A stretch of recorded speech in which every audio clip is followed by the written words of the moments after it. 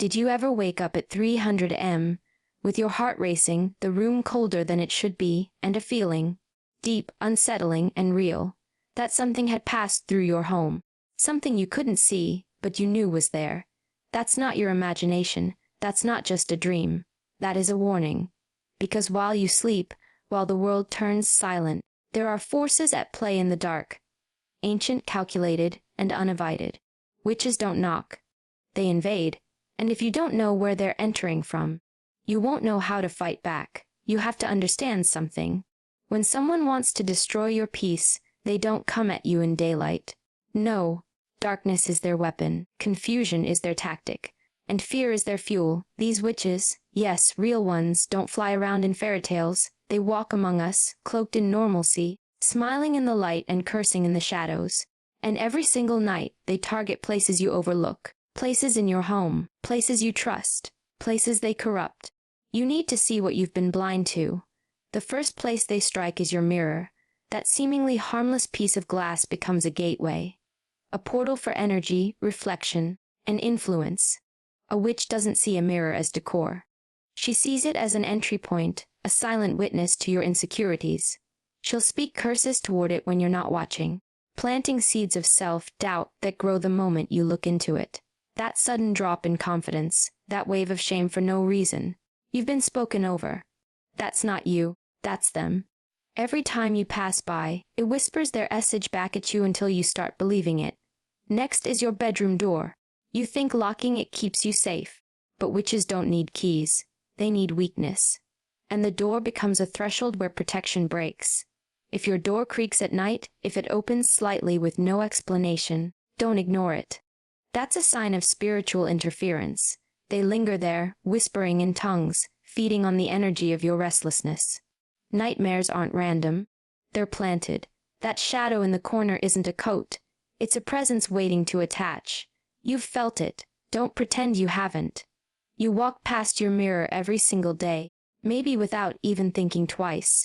But let me tell you something most people ignore. Mirrors remember. They reflect more than just your face. They hold energy. They absorb what's spoken, what's felt, and what's intended. And witches, those who work in the shadows, they know that.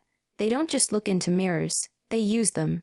You see, when a witch wants to break someone from the inside out, she doesn't need to show up at your door. All she has to do is find a way to twist what you see when you look at yourself. Ever stand in front of your mirror and suddenly feel unattractive, defeated, like you're not enough, even though nothing changed from yesterday? That's not coincidence. That's not mood. That's manipulation. Someone spoke something into that mirror, a curse, a declaration of self-doubt, and now, every time you look at it, you hear that voice, not out loud, but in your mind. You start tearing yourself down, believing the lie was yours to begin with. That's how witches work. Subtle, strategic, silent. They understand that once you lose sight of your own worth, your guard drops. You become vulnerable, weak, and a weakened spirit is easier to control. That mirror becomes a weapon, not because of what's in it, but because of what's behind it. The energy, the intention, the dark message implanted when you weren't paying attention. And if you've allowed anyone into your space who didn't have pure energy, you better believe they left more than footprints. They left residue. They cursed the reflection. You have to cleanse what you stare into. You have to protect it. Because your mirror isn't just showing you a reflection. It's echoing everything ever spoken into your presence. You want to take back your power. Start with the glass that stares back. Clean it not just with spray, but with prayer. Speak life into it. Remind yourself who you are. Because if you don't claim that space, someone else will, and their message will destroy you slowly, one glance at a time. Now think about your bedroom door, the one place you believe separates you from the world. The place you retreat to rest, to feel safe. But safety isn't just about locks. It's about energy, and witches know that. They don't break in through windows or smash doors like in movies. That's not how this works. They slip in through openings you don't guard spiritually, and your bedroom door, that silent boundary, is one of their favorite targets, because it's the threshold between your waking life and your most vulnerable state in sleep. When you're asleep, you're unguarded. Your body is still, but your spirit is wide open, and they wait for that moment. The moment you let your guard down. If you've ever heard your door creak open in the middle of the night, if you've ever felt a chill roll through your room at 2:47 a.m., and yet nothing's there when you look, you are being visited. That is not a random noise. That is not a draft. That is spiritual presence stepping into your space, standing at your doorway watching. They speak there. Right outside your reach, just enough for your soul to feel it, but not enough for your eyes to see. Their whispers aren't loud, but they're damaging. You ever wake up more exhausted than when you went to bed? Or dream things that make you feel ashamed, confused, even frightened of your own thoughts? Those aren't your dreams. Those are inserted. Witches curse from the doorway because they don't need to enter the room to poison the energy. They just need to break the seal. And once that's open, your sanctuary becomes a stage for spiritual chaos. You think closing the door is enough. No, that door needs spiritual reinforcement. Speak over it, guard it, bless it. Because your sleep is sacred, and if you're not defending the boundary to it, someone else will cross it. And they won't be coming in peace. The war for your spirit doesn't wait for daylight. It waits for silence, for stillness, for when you're most unaware. That's when they act. So stop pretending the night is harmless just because the lights are off. That door is either your shield or your surrender. You decide, and then there's the kitchen, the very heart of your home, the place where your energy begins every morning and often ends every night. It's not just about food. It's about life force, and witches know exactly what that means. When they want to break you down slowly, they don't go for the obvious. They don't attack your strength directly. They go for your source, your nourishment. They target your kitchen because it fuels your body, your clarity, your discipline. And when that's compromised, everything else starts to fall apart. You ever walk into your kitchen and suddenly feel irritated, overwhelmed, or just heavy? You open the fridge and everything feels off. Mold where it shouldn't be, food spoiling faster than it should, dishes piling up even though you swore you'd clean them. That's not laziness. That's a spiritual tactic. Because witches curse the energy of the kitchen to dismantle your willpower from the inside. If they can twist your relationship with nourishment, they can slowly drain your physical and emotional resilience. The kitchen is also a ritual space. You cook, you stir, you touch. That is transfer of energy. And if your kitchen is cluttered, chaotic, or full of leftovers that feel stale, not just expired but energetically dead, you're not feeding your body. You're feeding doubt. You're digesting whatever energy was left behind in that space. So when a witch targets your home, she doesn't always need to enter. All she needs is access to your habits. And the easiest way to throw you off course is to make you abandon discipline, neglect care, and forget routine. Ever wonder why you've been skipping meals, or craving things you normally avoid? Ever notice how the people in your home argue more near the kitchen?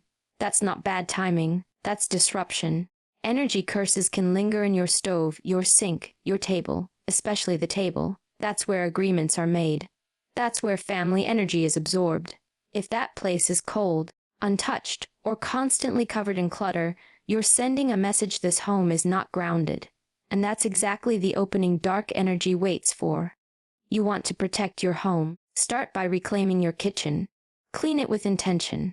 Cook with power. Bless what you create. Because when you nourish yourself with care and clarity, no curse can take root. But if you allow spiritual debris to build there, you're not just feeding your body. You're feeding the enemy. Every meal can be fuel or poison, and it all depends on what energy is present when you prepare it. You think witches are casting spells with candles in the woods. No, they're working through neglect. Through distraction, through the spaces you forget to protect the windows. Those fragile panes of glass we rely on to separate us from the outside world are not as innocent as they seem. You think they're just letting in light. Think again at night. They become access points, openings, not for people, but for presence.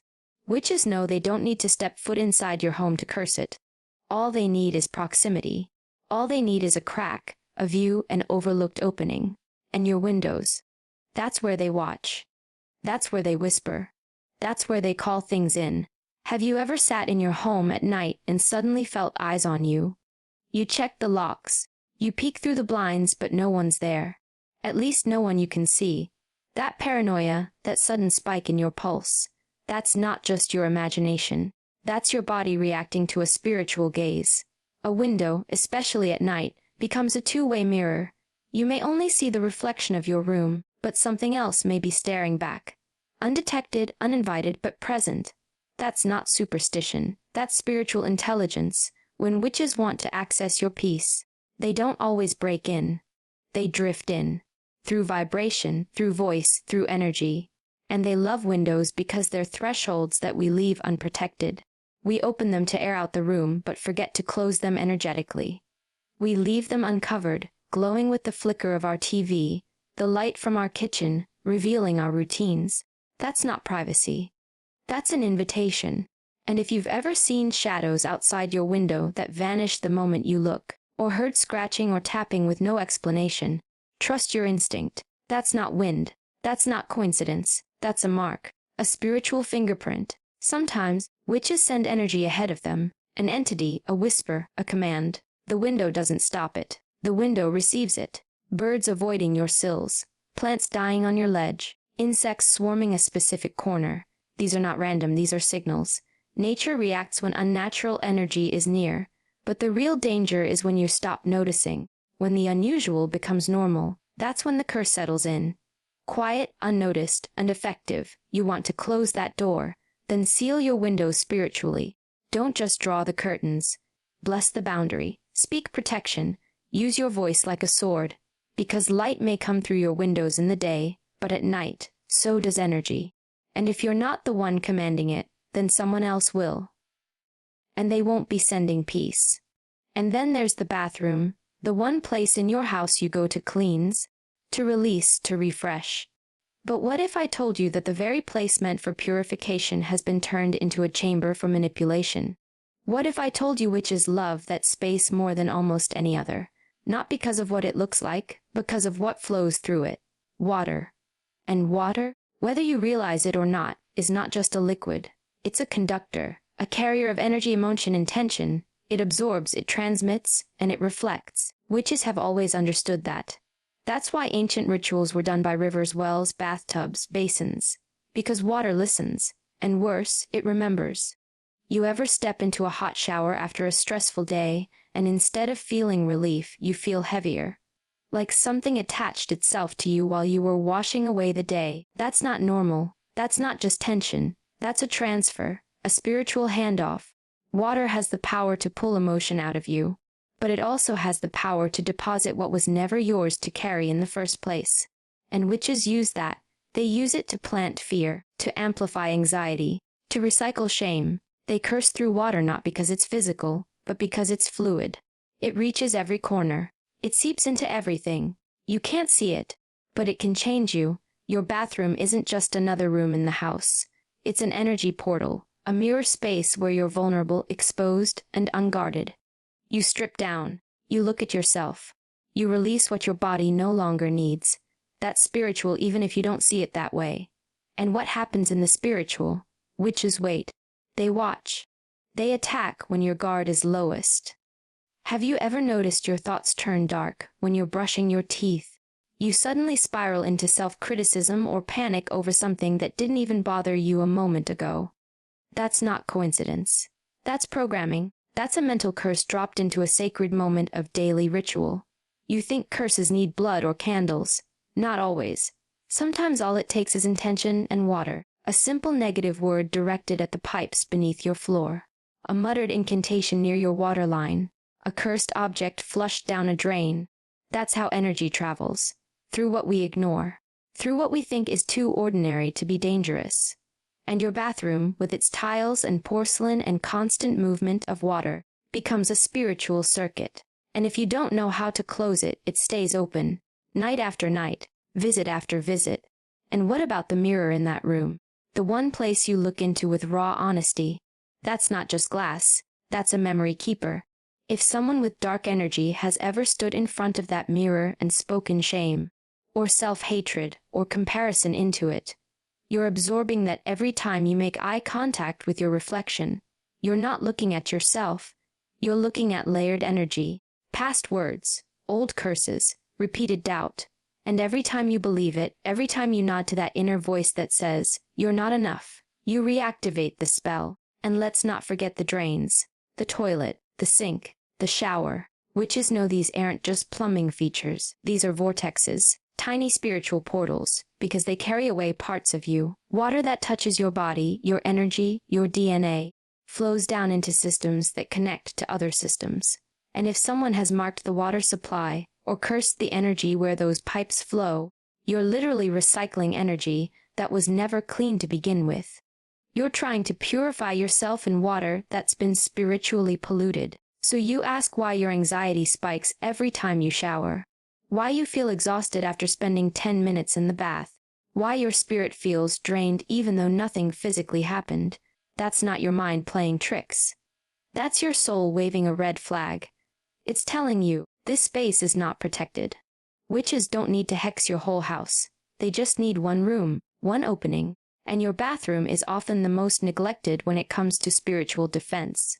We clean it physically, obsessively sometimes, but we forget the most important cleaning of all, the energetic one. Have you ever noticed mold forming fast in that room, no matter how well you clean? Or a damp, heavy feeling that never really lifts? Strange smells that come and go. That's not bad plumbing. That's spiritual residue. It's a warning, a message that something has settled in. Something that doesn't belong. And if you're not careful, you'll adjust to it. You'll normalize it. You'll start believing that dread is just part of your routine. But it's not. It was placed there. And that's the goal of the curse, not to destroy you in one strike, but to wear you down in tiny, repetitive ways, to make your morning routine chaotic, to turn your nighttime cleanse into a spiritual weight, to confuse your mind while you're brushing your hair or staring into the mirror or washing your face. Because if they can own your most intimate moments, the ones where no one's watching, the ones where you're stripped bare and alone, then they don't need the rest of your house. They've already claimed you. You want to know what power looks like. It's not being fearless. It's being aware. It's knowing when something in your space is off and refusing to dismiss it.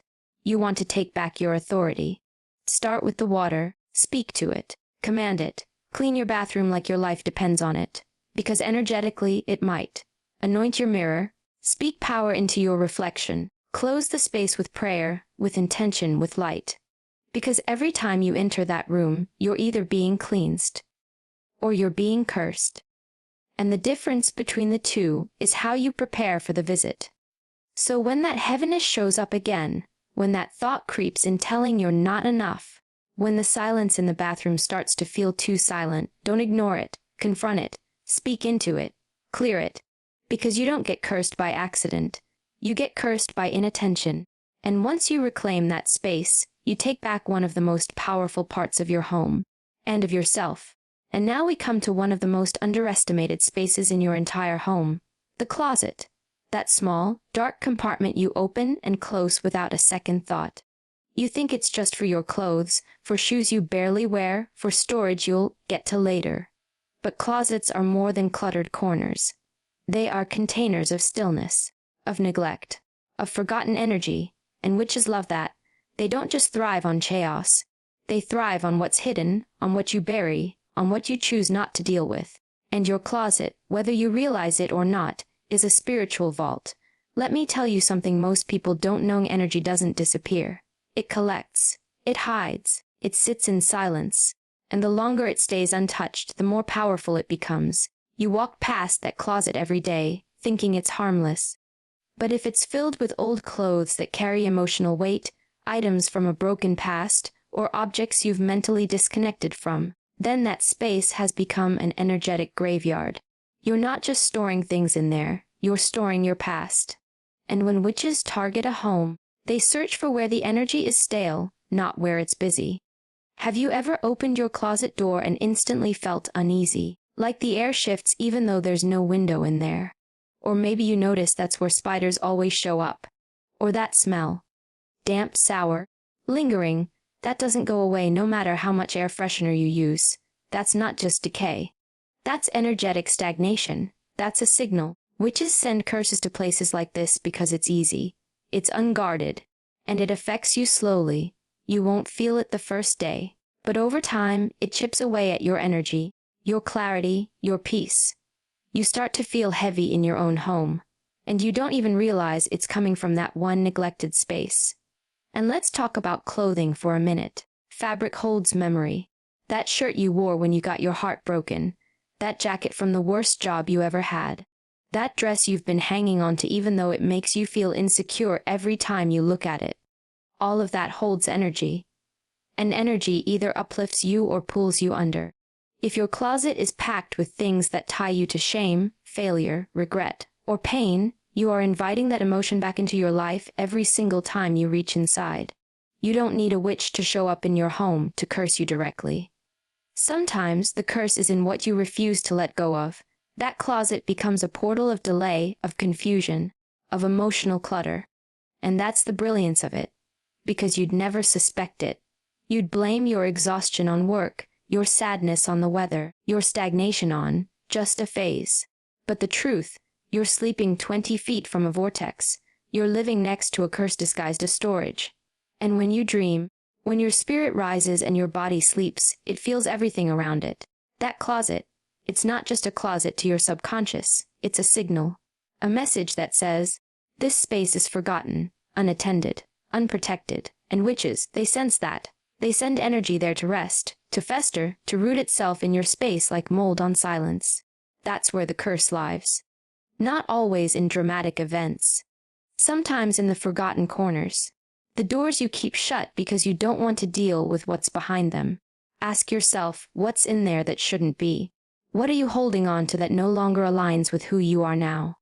Because the truth is, your home reflects your life. If your closet is jammed with the old, with the broken, with the unresolved, don't be surprised when your mind starts to feel the same. And if someone's cursed that space, intentionally or not, it multiplies the emotional mess you already allowed to stay. And you can't afford that anymore. You want to reclaim your power. Start with the closet. Clean it with purpose. Get rid of anything that brings your energy down, even if it cost a fortune. If it holds shame, guilt, or failure, let it go. Say it out loud. This space is no longer a graveyard. This space is clean. This space is mine. Speak power into the silence. Because where you don't speak, curses whisper. And where curses whisper, darkness gathers. It's not superstition. It's spiritual hygiene. So the next time you open that door, don't just reach for something to wear. Pay attention to how the room feels. The air, the temperature, the energy. You'll know. You've always known. You've just been ignoring it. But now it's time to see it for what it is. Not just a place where things go, but a space that either drains you or defends you. And once you take it back, no witch can use it against you again. And now we get to the most deceptive altar in your entire life. Your screen, your phone, your TV, your laptop, that bright little box you carry everywhere, stare into endlessly, and trust with your attention more than anything else. You think it's harmless. You think it's just technology. No, that screen is a portal, and in the wrong hands, it becomes a powerful spiritual weapon. Witches don't need broomsticks anymore. They don't need to chant in circles or light candles under the full moon. All they need is a moment of your distraction. One slip in your attention. One tap into the algorithm, and they've got you. Mentally, emotionally, spiritually. You ever wonder why after scrolling for 20 minutes, you feel worse than when you started? Why your heart rate goes up even though you're lying down? Why your self-worth drops with every swipe? That's not random. That's engineered. Cursed. Saturated with messages designed to dull your light, lower your frequency, and disconnect you from your intuition. And witches, real ones, have adapted to that system. They don't always curse you face to face. They curse you through influence, through energy, through what you consume. You don't need someone in your living room to ruin your peace. All they need is access to your mind. And that access, it's granted every time you open that device without intention, every time you mindlessly scroll, binge watch, compare yourself to strangers, absorb gossip, feed doubt. That's not entertainment. It's spiritual anesthesia. It's the slow, calculated numbing of your internal compass. You stop listening to yourself. You stop responding to your soul. You silence your own voice so you can hear the noise of the world. And that's exactly how the curse works. Because the real goal isn't just to make you feel bad. It's to disconnect you from your purpose, from your instincts, from your protection. Think about it. How much time are you giving to screens that should be spent building your spirit? How often are you hypnotized by negativity, by chaos, by fear, and you don't even notice it happening? That's not just unhealthy. That's intentional. Every time you let that screen dominate your mind, you weaken the part of you that was built to resist curses, your awareness, your presence, your light. And here's what most people don't realize. Some of the content you're watching isn't just toxic. It's charged. It was created with the intent to lower your vibration, to plant insecurity, to stir anxiety. There are people who speak into microphones and smile into cameras while speaking words layered with curses, not dramatic ones, subtle ones, words that sound harmless but strike your subconscious like poison-tipped arrows. You think it's just a podcast, a clip, a viral post. But what if that content was created during a ritual?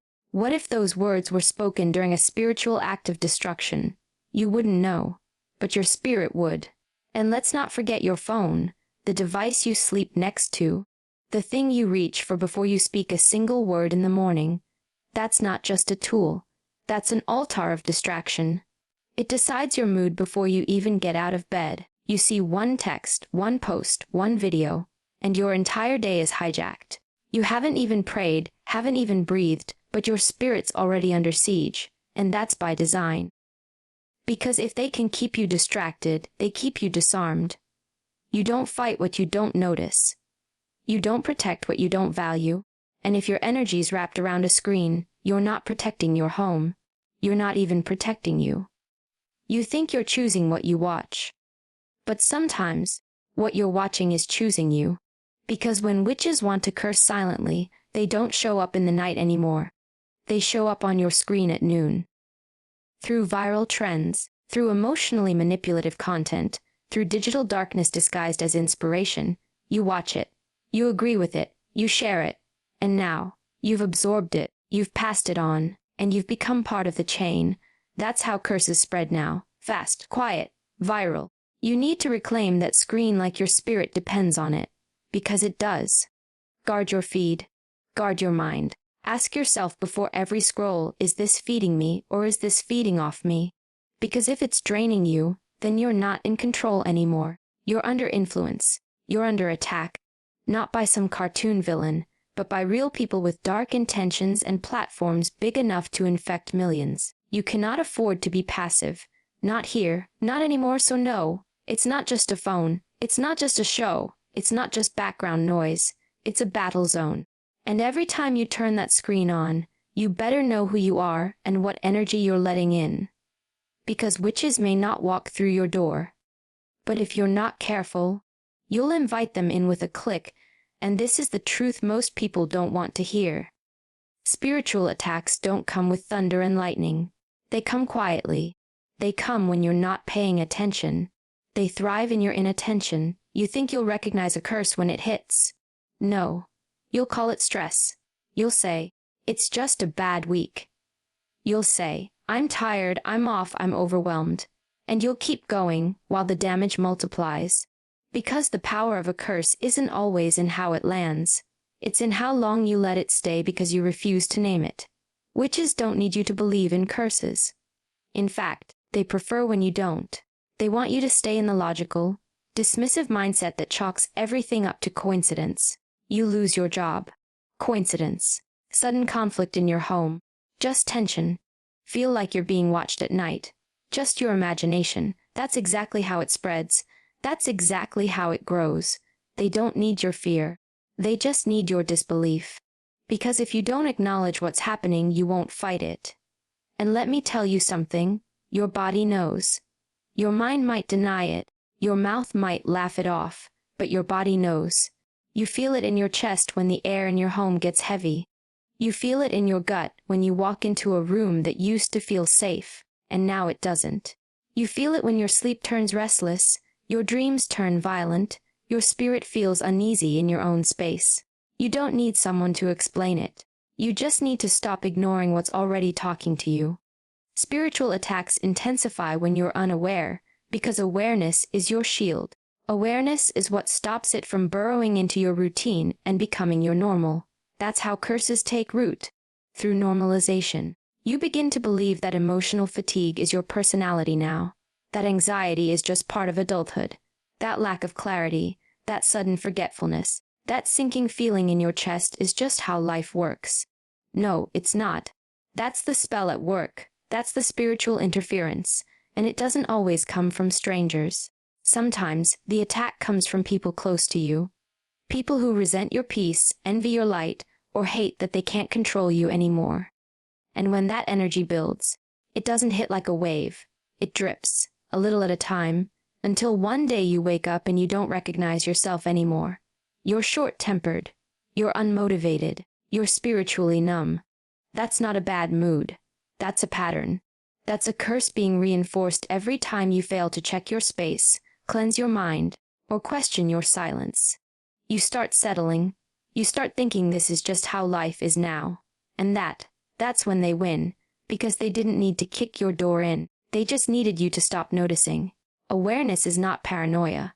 Awareness is precision. It's knowing when something feels off, and refusing to let that slide. It's walking into a room and understanding that your mood just dropped for no reason. And instead of brushing it off, you investigate it. You pause. You pray. You cleanse. You take back your space before that energy multiplies. Because once it multiplies, it feeds. And what it feeds on is your silence, your denial, your laziness. You can't afford to walk around blind anymore. Not when the cost is your peace. Not when the price is your purpose. And definitely not when the enemy depends on your distraction to survive. They don't come when you're alert. They wait for the moment you're tired. When you're emotionally raw. When you're too busy trying to hold your life together to look up and realize something else is pulling the strings. So if things feel wrong, they are. If your instincts say someone is sending something dark your way, they probably are. If your home doesn't feel like home anymore, that is not something to adapt to. That is a message. And the moment you choose to take it seriously, everything changes. Because you stop living in reaction, and you start living in resistance. You stop absorbing, and you start discerning. And when you start discerning, no witch, no curse, no spiritual attack can operate without being exposed. And if you really want to understand how witches work, how curses operate in the modern world, you have to go deeper than people. You have to examine energy. Because not all attacks come from rituals, and not all curses are intentional. Some of the most dangerous spiritual intrusions come from objects. From things you've allowed into your home, not realizing that they carry the residue of darkness, energy transfers, and sometimes it hides in the most beautiful, expensive, or sentimental packages. Think about this. You bring a second-hand item into your house. Maybe an antique mirror, a carved statue, a piece of jewelry, a thrifted painting, and you assume it's just an object, but what you didn't see was the energy that came with it. The trauma, the history, the intent, because not everything donated or gifted was given in love. Some things are discarded because they're tainted. Some things are given with envy, and some things are planted, intentionally, maliciously, to create a spiritual disruption in the place you're supposed to be most protected. Witches don't always have to be present to cast influence. Sometimes, they attach that energy to something you willingly bring through your front door. And once it's there, it settles. It hides in the corners.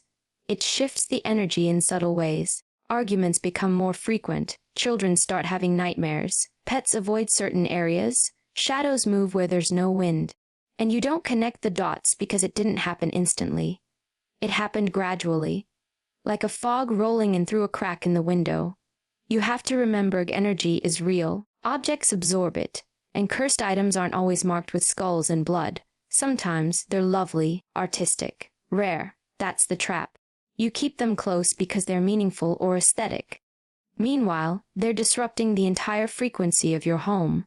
It's not superstition. It's not paranoia. It's pattern recognition. If things start going wrong after a new object enters your life, pay attention. Even gifts from friends and family can carry hidden intent. That bracelet your coworker gave you after you got the promotion, that might not have been congratulatory. It might have been resentful. That decorative bowl your ex left behind, by accident. It might be so accidental. If someone's spirit is off, and they touch something with strong emotion, jealousy, hatred, bitterness, that object becomes a carrier, a spiritual delivery system, and if you keep it near, it affects you. You must learn to spiritually audit your environment. Just like you declutter your home physically, you need to do it energetically. Don't just clean your floors. Clean your atmosphere. Walk through your home with awareness. Ask yourself, well, what have I allowed into this space that might not belong here? What feels heavy, strange, or off? What doesn't align with who you are becoming? And once you find it, don't hesitate. Remove it, cleanse it, burn it if necessary. Your home is not a museum. It's not a storage unit for cursed energy, old pain, or someone else's spiritual debris. It's your sanctuary. And if you want your home to protect you, you have to protect it. You don't get to be passive about what stays in your space. Not if you understand how real spiritual warfare is. Objects hold vibration. They carry stories, and some of those stories don't belong in your life. They come with residue that drains your joy, saps your energy, and stirs unrest. They break things, not visibly, but spiritually. Peace fractures, sleep shatters, confidence collapses, and you won't know why until you start listening, not just with your ears, but with your instincts. The most dangerous curses don't always come from witches standing outside your window chanting spells. Sometimes, they come from the things you place on your shelf, wear around your neck, or hang on your walls without asking what energy they carry. That's the new battleground. And if you don't protect your spiritual environment, you're inviting the war into your house one object at a time. The last place witches target, maybe the most underestimated and overlooked, is your mirror. Not just the glass on the wall.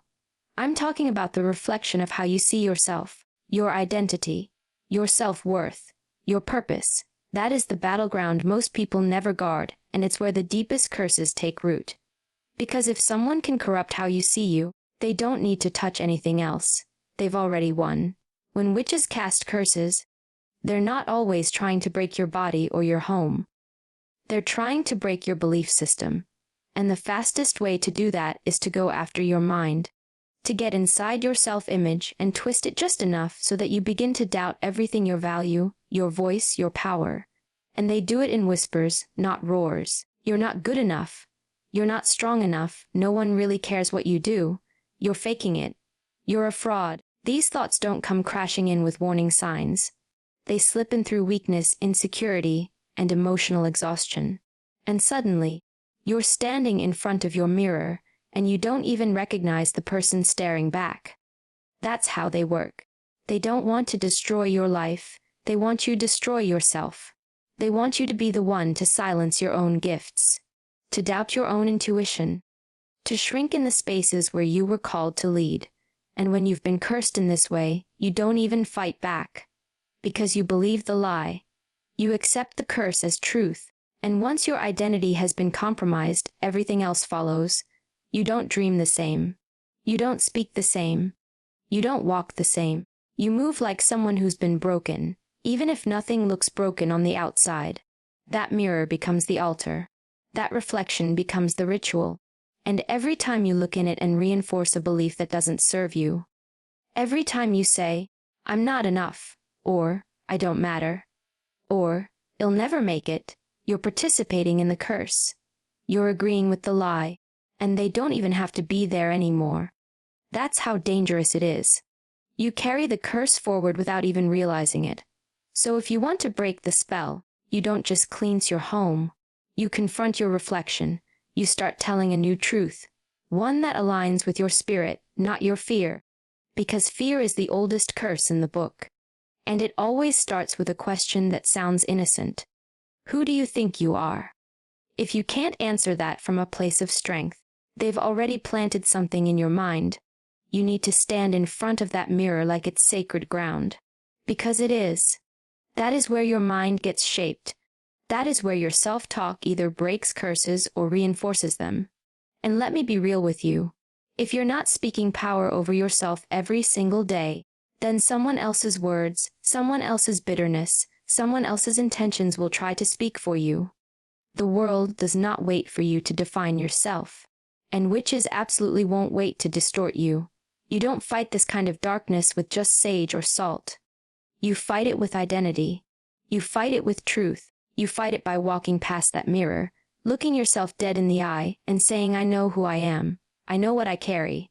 And no course, no person, no spiritual force can take that from me unless I let them.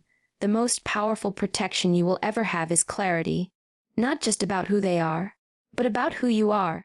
When you stop apologizing for your strength, when you stop hiding your power, when you stop letting insecurity write your story, that's when their grip breaks.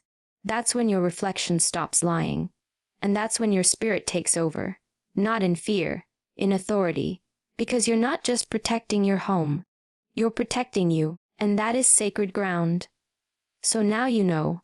They're not hiding in shadows with cloaks and cauldrons. They're showing up in your life through doorways you didn't think twice about.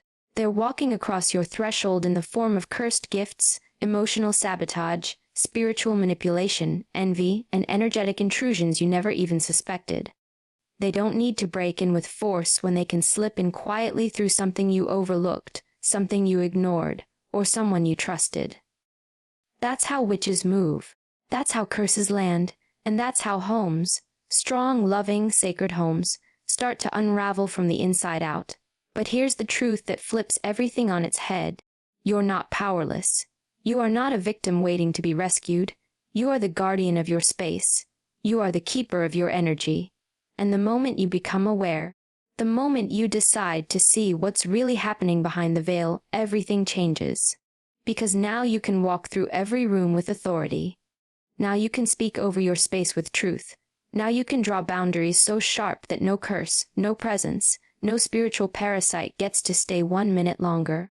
You don't need fear, you need discernment. You don't need paranoia, you need clarity. And once you've got that, they lose their grip. Every tactic loses its power when the target knows what's really going on. That's how you expose the curse. That's how you reclaim your home. That's how you remind the world, seen and unseen, that you are not to be messed with. Not today. Not ever.